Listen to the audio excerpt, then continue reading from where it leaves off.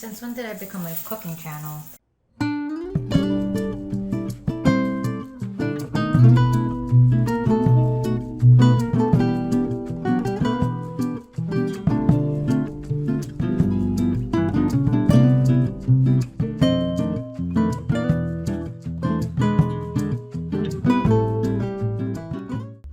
Hello lovers of the world, this is Sinta speaking. I love sharing stuff that I like, so I'm gonna try something new with this vlog. This vlog isn't what I wanted to post this week. I actually had my Music and Monthly's November setup video planned for today, but I think now that I know better, I made the executive decision early this time to push it back to next week because I needed to focus on university for the last stretch of the semester. All my videos take time, but writing and scripting everything, especially for Music and Monthlies, just takes a lot of time. And I thought that a super simple vlog with a chatty voiceover would be easier and quicker to make. I had my reservations in regards to continuing these vlogs, but they're pretty fun to make. I like editing videos, it's very therapeutic. And I've noticed that the more I edit videos, the better I get at it. You know, the practice makes perfect. And the more I experiment with what works best for me, I think will make developing a style for the future a lot quicker and easier. I guess I noticed this when I was making my quarantine clean video that oh, look at that. Kind of discovered little ways that I want to make my videos more enjoyable to watch. And I feel like I wouldn't have gotten to those techniques without, vlogging. So I just had to keep making them and experimenting more with how I can make these more unique and still challenge myself by writing and expressing myself. So yeah, this is what this is. In this way, I think it's also a pretty comfortable way of experimenting. There's no pressure to sound too eloquent or anything. There's no research involved, so yeah, this will be cool. As such, I am still trying to figure out what else I can do. So this is one of those experiments. But I think it would be very good to stick to the ethos of the channel, which is talking about the stuff that I love. So I was thinking I can collect random things that struck with me throughout the month and chuck them into a list, and then closer to the date, I maybe make the skeleton of a script and then just go off of that. Before I get into the stuff that I want to talk about, I just wanted to summarize what the next couple of weeks are going to be like. This time next week, I'll be free from uni. I'll have finished all the work for the semester. And that's basically it for undergrad. It's kind of crazy to imagine that. But I'm really looking forward to having a break from academia and to be able to dedicate my time and energy to the channel, which is basically what I've been wanting to do all the semester. Especially being stuck in our, 12th week of lockdown. It's been a saving grace to have the channel, and it's just been really nice to find a way to recontextualize this time of my life. Editing and writing stuff has always been a great creative outlet for me, so yeah. Anyways, let's talk about the stuff that I like. So I watched this video called Inside the Daily Life of a Live Streaming Star in China. I don't remember the channel, but I will put the link in the description so you guys can watch it yourself. But that video made me cry. Go ahead and watch it first so you know what I'm talking about when I get into it. But basically, it's just it's what the title says. It's the daily life of a live streamer in China, and it talks about the struggles that they have to do to, I guess, make it in the industry. And it was just really heartbreaking and poignant in a way that I was glad to be more aware of it. But at the same time, it was kind of filling me with a lot of existential dread, so much of it. The description as well of the video relates it to COVID and how isolated we've been feeling since the lockdowns have started. And social media has always been quite alienating in its own way, even before COVID-19 and lockdowns happened. But those sort of things just kind of exacerbated what was already ongoing. Hello. Hello.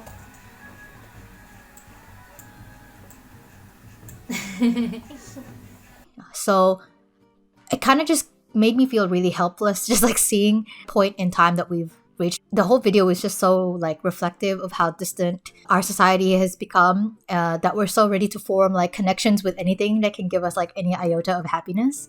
And this girl, she wanted to sing in the video as well. She says I don't really care too much about like what I have to do, but as long as I get to sing and make music, I should be okay. But like to see her pushed that way by like capitalism is like really depressing.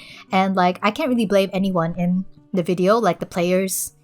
I say players as in like the people in that like strange relationship. So Junhye, the streamer, her manager who was just like around her all the time, and like her fans. I can't really blame any of them because like Junhye, the streamer, she wants to pursue her dream, and the manager who like is dependent on Junhye being successful. So like I can't really blame her if she very controlling because like her livelihood is on the line.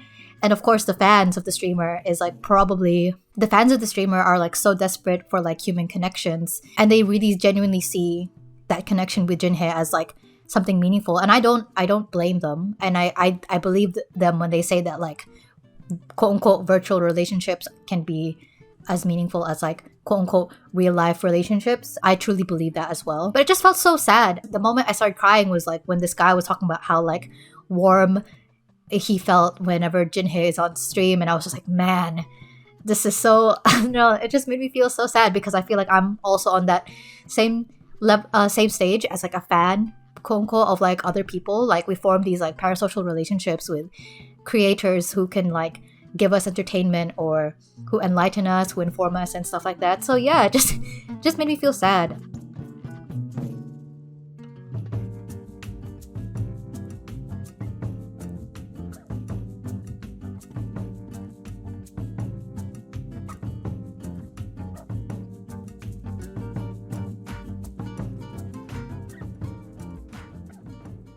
Another video, I actually just watched this. It's by FD Signifier called Burnham's Inside and quote white liberal performative art. So I've been meaning to watch this since it came out. I think it was a month ago, and I watched Inside by Burnham, and it was really good. And I actually have something planned for that in the future, so stay tuned. But I was keen to watch it because I think it was good to critically examine what this Netflix special meant for, I guess, people of color, because topics and themes that Bo talks about in the special are like, it very much shows that he's clearly an ally, but I think it's still good to examine what his allyship is through people of color's worldviews almost. So I think FD Signifier did a great job, and I was actually gonna type this out as a comment in the comment section, like in response to something that he said in the video, but I decided to just like chuck it in the script instead because it's a little bit off topic to what he talks about in the video, because the entire thing is talking about the white habitus versus what that means for, I guess, like people of color, but specifically black people. But there was a topic he mentioned that I felt I resonated with. It's this like existential dread about like learning that your life and your privilege is dependent on basically the suffering, I guess, of other people, and like how much that can depress you, I guess. Like the best way I can explain it, it's like a certain kind of existential dread that white allies have been like going through for the past a few years because of, you know, global social awareness and stuff, like a waking up consciousness. I felt like it resonated with me in the sense that like I feel the same existential dread too, but it's funny because I am quote unquote like a marginalized person myself. Like I'm a person of color in a predominantly white dominant hegemonic society. I'm a queer person. I'm neurodivergent. I have ADHD. I'm a migrant. I always kind of realize that like in all those aspects of my marginality, I am in a privileged place within that marginality. So as a queer person, I'm like, my family isn't particularly hostile, or like society or the circle of friends I live in isn't hostile. I am in the closet though, so don't tell anyone.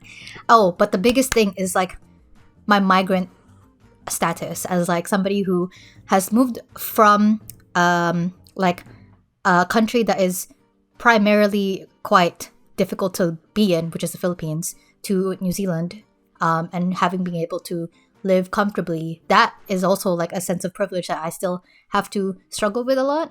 And I think like when FD Signifier was talking about the existential dread, that was basically what I felt too. Like I was like, oh, that's me. And I was like, interested because like I'm not a white person, but I'm so hyper aware and guilty of the status of privilege that I possess. And I think it's good to be aware of it, but like it is just something that I keep thinking about, because I'm like, why is it that I, as like quote unquote marginal person, am more aware of my own privilege than freaking, I don't know, Jeff Bezos or like Mark Zuckerberg or something. Like, I have to be so critical of like how I live and am hyper aware of like my place in society. But these like white rich motherfuckers are like can just do whatever they want and not feel guilty about it. And it just makes me so mad that I am an individual small person in society. But I'm thinking so much more of my status in society and how it affects everybody else in the system than someone else who like arguably has like more power and influence than I do. And it's like, okay. Anyway, I told you that's the reason why I didn't write that comment in the video. It's a bit off topic, but I do recommend watching that video and in turn watching Inside by Bo Burnham, because I really love that video. Because I really love the Netflix special, and I think it's worth everybody's time to see, because the entire feeling of being inside, quote unquote, is like so universal at this point.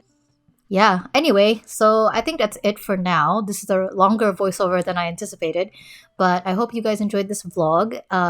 There's a lot of videos of me cooking. I don't know why, but yeah, I'll see you in the next one.